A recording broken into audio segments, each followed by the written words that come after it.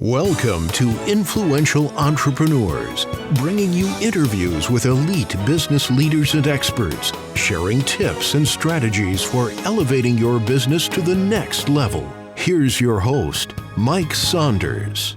Hello and welcome to this episode of Influential Entrepreneurs. This is Mike Saunders, the Authority Positioning Coach. Today we have back with us Renée Kennedy, who's the president of AAA Life Solutions, and we'll be talking about the Black Swans of life. Renée, welcome back to the program. Thanks, Mike. Glad to be here. You know, I always love talking with you because you've just got a really fresh and unique perspective on all things life, personal, professional, financial, all of that. So I'm excited to learn about the Black Swans of life. I guess the first question is, what exactly really does that mean? Well, I think we've all heard about black swans, but it's really most of it is taken from a book by Nassim Nicholas Taleb, and he wrote a book entitled The Black Swan. And in it, what he discusses is that black swan means events which happen, which can't be predicted or planned for.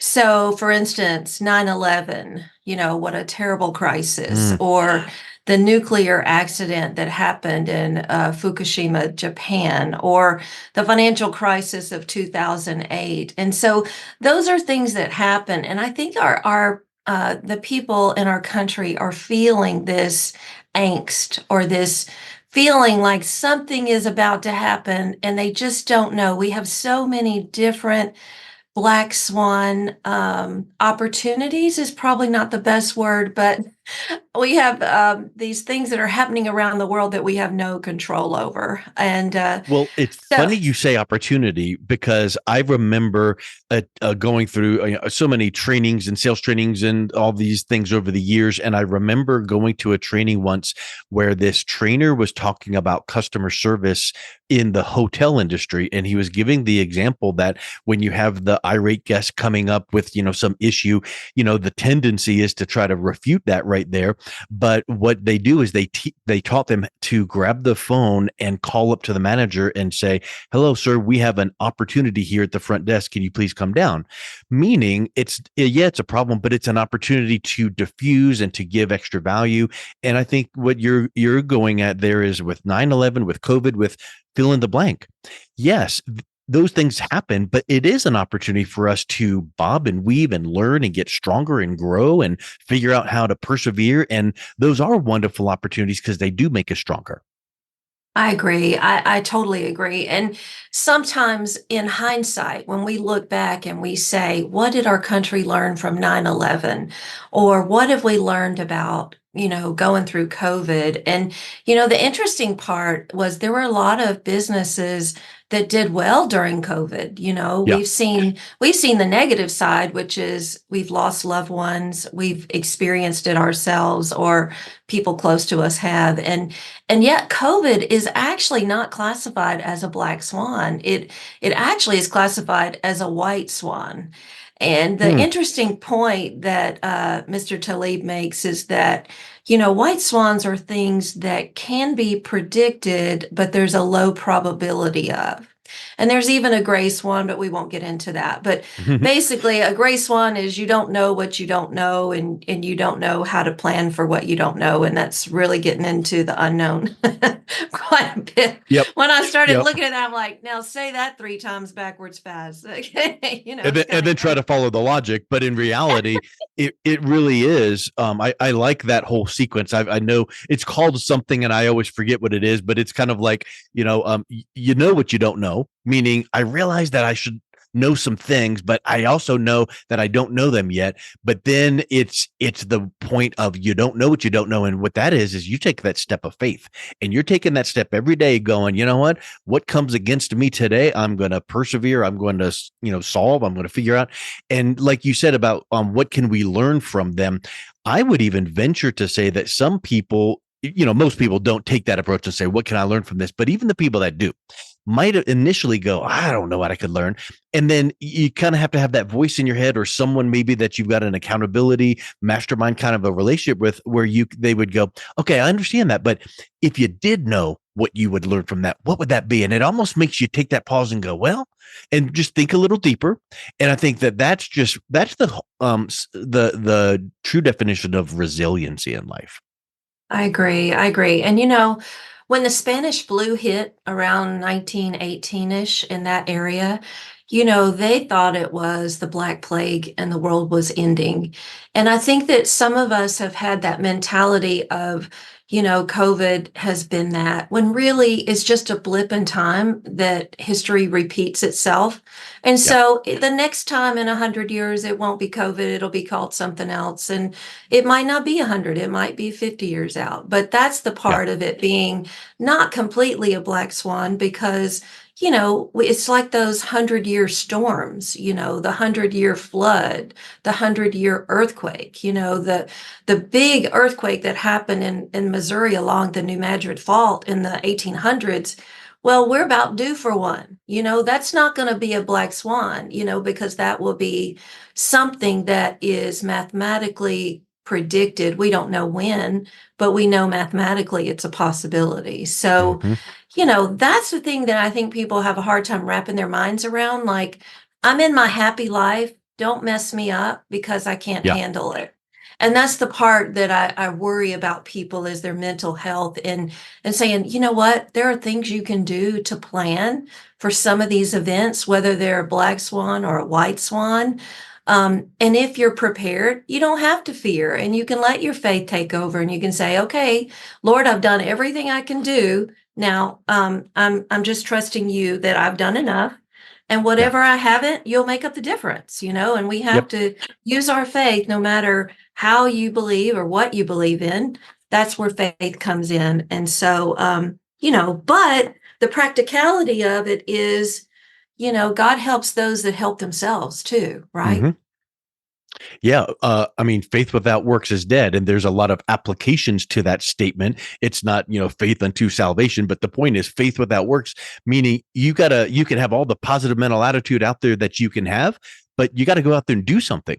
So you've got to, Right. have recognize and go, okay, if this kind of thing could happen to me personally or professionally or financially or whatever, let me put some things into place. Let me be working toward these things. And you have to actually go and do those things. Because if you said, you know what, there's inflation, recession, uncertainty in the financial world, so I'm going to go ahead and make these plans to whatever that is, save more money, pay down debt. But then if you never did those things, well, then what good was recognizing what could happen? You've got to take action. That's right. That's right. And I think an important part too of being prepared is looking at the things that we know are a possibility, high probability. We have a lot of people that they go through their life and they buy car insurance and they buy home insurance and the reality is they have about a little bit more chance of having a fire in their home versus being struck by lightning, but Yeah. yet they're so ingrained in, oh, you've got to have home insurance. And I believe that you do, you should. Hmm.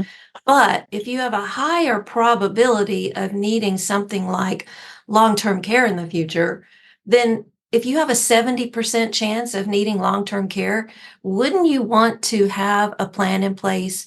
But As I'm not, well. I don't want people to buy long-term care. I want them to just plan for it. And there's a big Yeah. difference in that. 100%. I think we were talking about COVID and the whole world shut down and dealt with COVID. But you've had a major black swan in your life recently. So talk a little bit about that.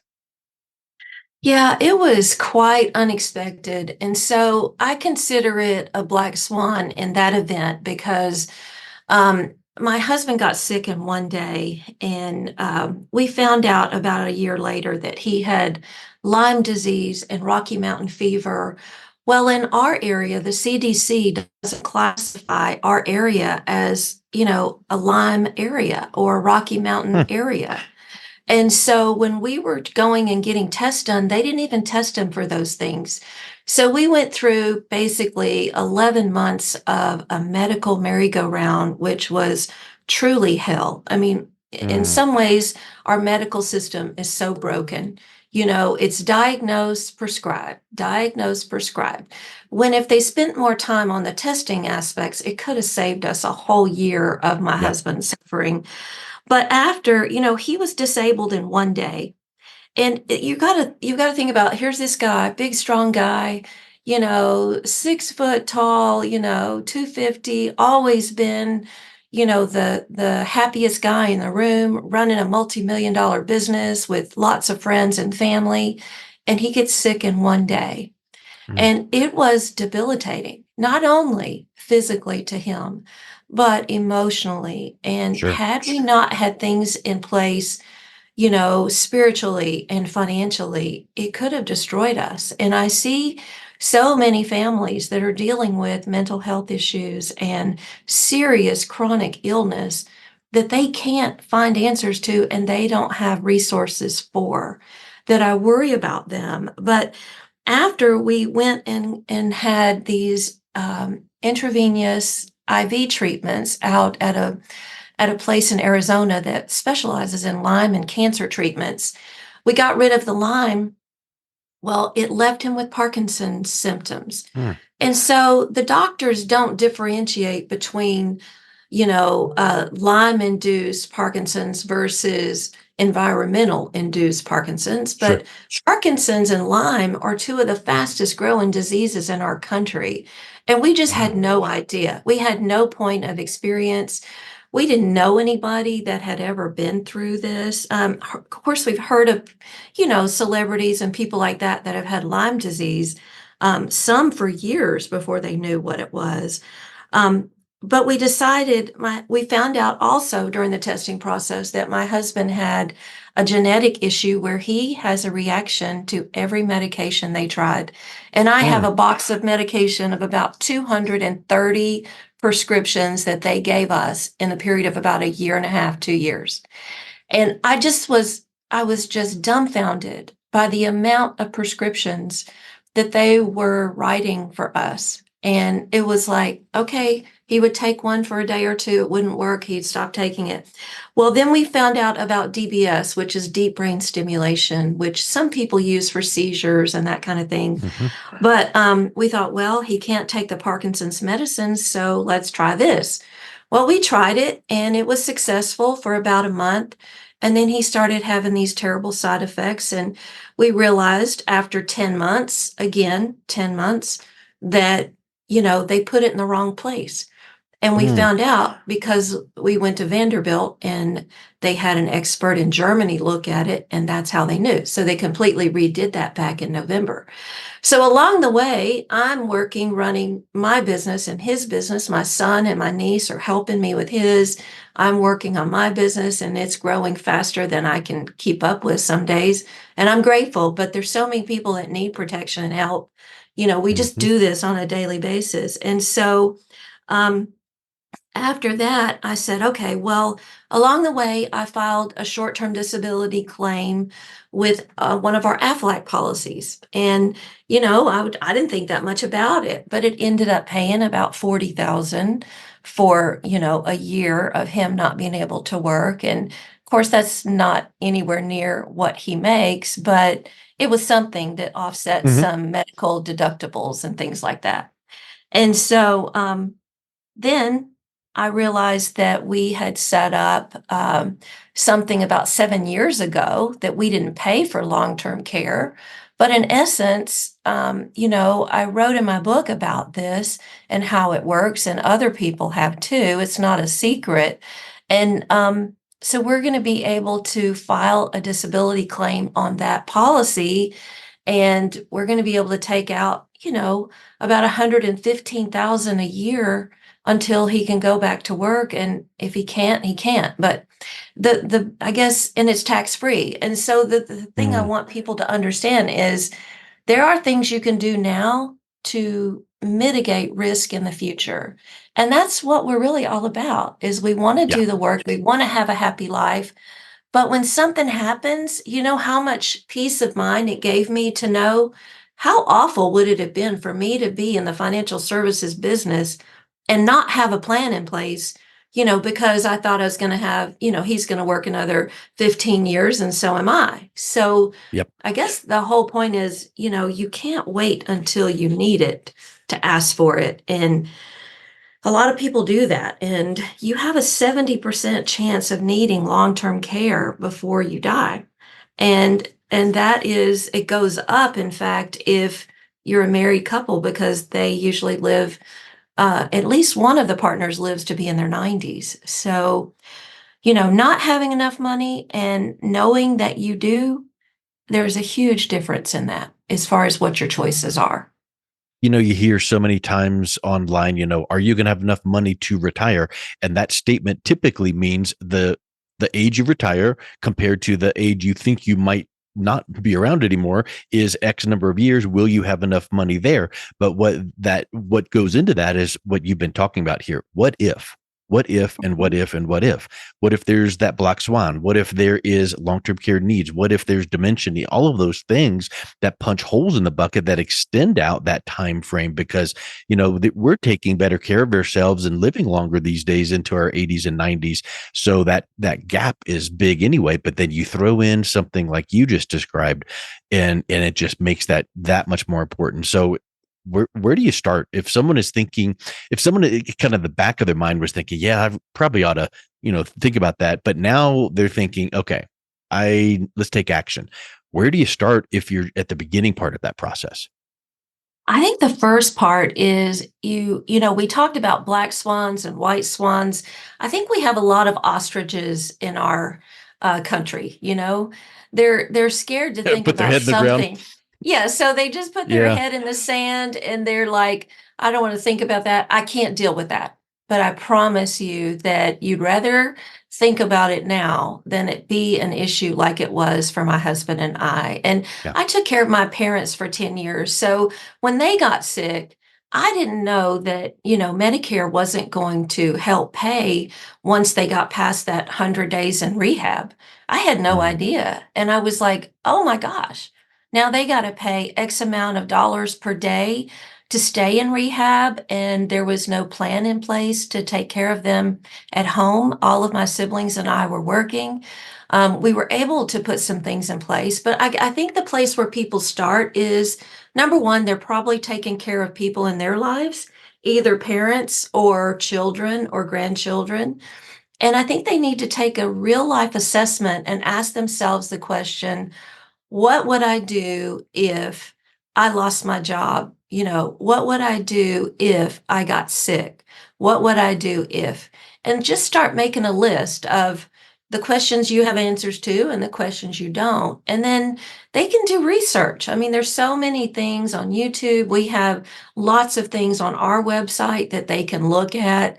If they want to send me an email, I'd be happy to help them, walk them through the process of where to go and how to start. And we do these educational events all the time. We do seminars, we do webinars, maybe them getting on more of those types of things. Well, instead of just watching their favorite show, just start watching some educational things. There's so many good things that they could check out. That would be the first thing. Yeah, I think that's like someday Yeah. I'll handle that, or and someday comes. It's like that. You don't think it'll ever happen to you until it does. So you mentioned getting a little bit of a runway ahead of things. Like let's just start the planning process. What if someone's already there? What if someone hadn't done much or any planning and that black swan hits? What are some options that way? Well, the thing that Steve and I did was, we had four children, and so a lot of our money while we were raising kids went into the business and it went in, Yeah. to the kids, raising the Yep. kids.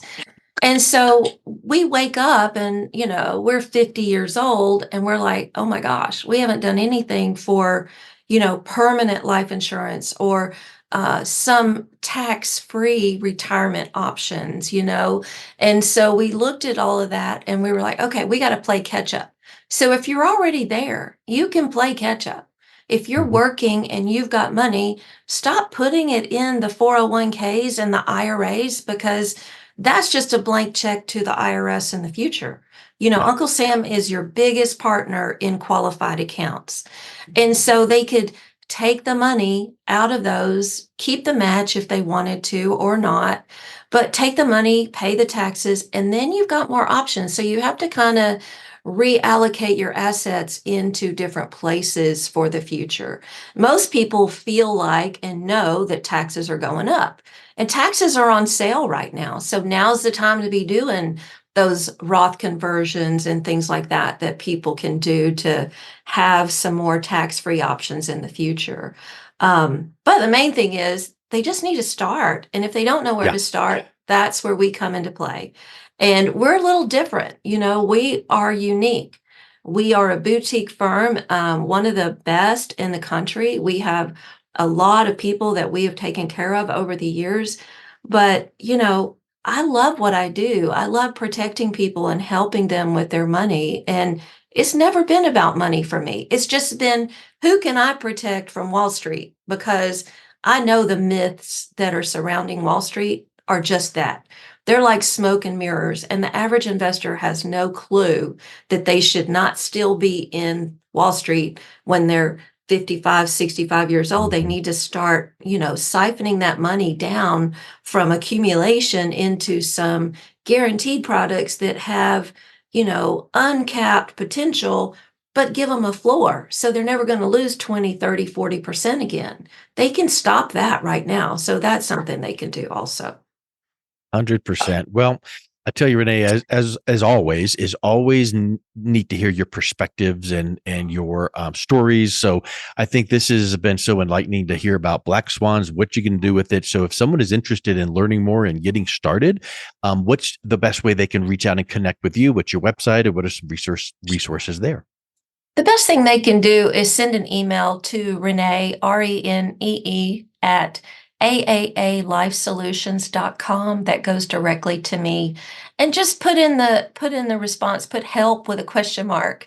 And that way I can filter through and I can make it a priority to see where they are. And maybe from some of my life experience, I can give them some direction that would help them and their families. And that's really what we want to do. Excellent. Well, thank you so much for coming back on. It's been a real pleasure talking with you again today, Renee. Thanks, Mike. We appreciate you too. You've been listening to Influential Entrepreneurs with Mike Saunders. To learn more about the resources mentioned on today's show or listen to past episodes, visit www.influentialentrepreneursradio.com.